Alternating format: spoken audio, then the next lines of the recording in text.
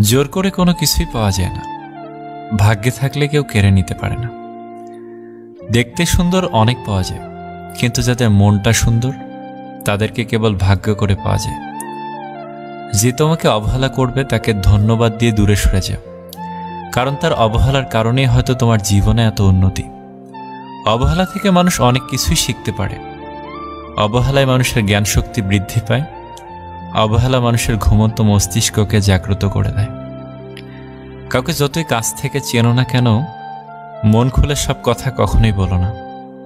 মনে রেখো, এ যুগে বিশ্বাসের মর্যাদা কেউই রাখে না। জীবনে যদি বারবার পড়ে যান, তবে পথটাকে বদলান, স্বপ্নটাকে নয়। কারণ একটা গাছ তার পাতা বদলায়, জায়গা নয়। মনোবিজ্ঞানীরা বলেন, নাম্বার 1, কেউ যদি তুচ্ছ বিষয়ে অনেক হাসেন তবে সে ভিতর থেকে খুবই একা। নাম্বার 2, যদি কেউ অতিরিক্ত ঘুমায় তাহলে সে অসুখী। নাম্বার 3, যদি কেউ কম কথা বলে কিন্তু যেটুকু বলে খুব দ্রুত বলে তাহলে সে কিছু গোপন করছে। নাম্বার 4, যে কাঁদতে পারে না সে দুর্বল প্রকৃতির। নাম্বার 5, যদি কেউ অস্বাভাবিকভাবে খাবার খায় তাহলে সে কোনো মানসিক চাপে আছে।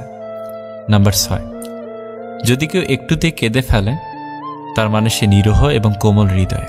নাম্বার 7, যদি কেউ ছোটখাটো বিষয়ে রেগে যায় তার মানে তার ভালোবাসার দরকার।